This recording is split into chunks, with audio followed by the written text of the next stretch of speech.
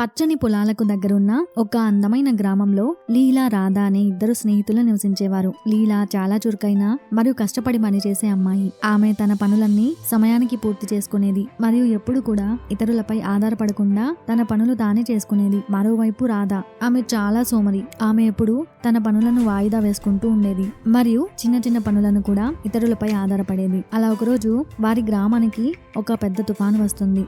భారీ వర్షాలు కురిసి ఇల్లులన్నీ దెబ్బతింటాయి, రోడ్లు మూసుకుపోతాయి, గ్రామంలో ఆహార కొరత ఏర్పడుతుంది. లీలా తన ఇంట్లో నిల్వ ఉన్న ఆహార పదార్థాలతో, తను ముందుగానే సిద్ధం చేసుకున్న వస్తువులతో ఆ తుఫాను సమర్థవంతంగా ఎదుర్కొంటుంది. ఆమె తన కుటుంబాన్ని జాగ్రత్తగా చూసుకుంటుంది మరియు తన ఇంట్లో ప్రతి పనిని తనే చేసుకుంటుంది. కానీ రాధకు మాత్రం చాలా కష్టమవుతుంది. ఆమె ఏమీ నిల్వ చేసుకోలేదు, తన పనులను కూడా తను చేసుకోలేదు. ఆమె ఇతరుల సహాయం కోసం ఎదురు చూస్తూ ఉండేది. కానీ తుఫాను కారణంగా ఎవరూ బయటికి రాలేకపోతారు. ఇక రాధ ఆకలితో, అసౌకర్యంతో చాలా బాధపడుతూ ఉంటుంది. ఆ సమయంలో లీలా తన దగ్గర ఉన్న ఆహారాన్ని రాధతో పంచుకుంటుంది. ఇక తుఫాను తగ్గిన తర్వాత రాధ తన తప్పును తెలుసుకుంటుంది. సోమరితనం వల్ల తాను ఎంత కష్టపడిందో అర్థమవుతుంది. లీలా ఆమెకు ఎంత సహాయపడుతుందో చూస్తుంది. ఆ రోజు నుండి రాధ మారిపోతుంది. ఆమె తన పనులన్నీ తానే చేసుకోవడం ప్రారంభిస్తుంది. భవిష్యత్తు కోసం ప్రణాళికలు వేసుకుంటుంది మరియు ఇతరులపై ఆధారపడడం మానేస్తుంది. సోమరితనం వదిలిపెట్టి తన పని చేసుకుంటూ ఏదైనా సాధించడానికి ప్రయత్నించాలి.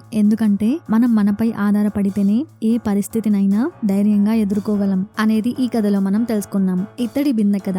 ఒక చిన్న పల్లెటూరులో లక్ష్మి, రాధిక అనే అత్త కోడలు నివసించేవారు. లక్ష్మి అత్తగారు ఎంతో అనుభవజ్ఞురాలు, సాంప్రదాయాలను గౌరవించేది. ఇక రాధిక కొత్తగా వచ్చిన కోడలు. ఆమె చాలా ఉత్సాహంగా ఉండేది, కానీ కొంచెం తొందరపాటు స్వభావం కలది. ఒకరోజు లక్ష్మి ఒక పాత ఇత్తడి బిందెను శుభ్రం చేస్తూ ఉంటుంది. అది చాలా పాతది, చాలా నల్లగా ఉంటుంది. ఆమె తన అత్తయ్యతో ఇలా అంటుంది, అత్తయ్య, ఈ పాత బిందె ఎందుకు? ఇది ఎంత మురికిగా ఉందో చూడండి, దీనిని పారేసి కొత్తది కొనుక్కుందాం అని ఆమెతో అంటుంది. అప్పుడు అత్తగారైన లక్ష్మి నవ్వి, లేదు కోడలా, ఇది మా పూర్వీకుల కాలం నాటిది, దీనికి ఒక చరిత్ర ఉంది, పాతదైనా ఇది చాలా విలువైనది, దీనిని శుభ్రం చేస్తే దీని అసలు అందం బయటపడుతుంది అని ఆమెతో చెప్తుంది. కానీ రాధికకు తన అత్తగారి మాటలు నచ్చలేదు. ఆమె తన మనసులో ఇలా అనుకుంటుంది, చరిత్ర ఏముంటుందిలే, ఏదో పాత బిందె, అయినా అంత కష్టపడి శుభ్రం చేయాల్సిన అవసరం ఏముంది, కొత్తది కొనుక్కుంటే పని సులువుగా అవుతుంది కదా అని తన మనసులో ఇలా అనుకుంది. ఇక తన అత్తగారు ఆ బిందెను కొన్ని రోజుల పాటు నిదానంగా, శ్రద్ధగా శుభ్రం చేయడం మొదలు పెడుతుంది. కానీ రాధిక తొందరపడి తన అత్తయ్యతో,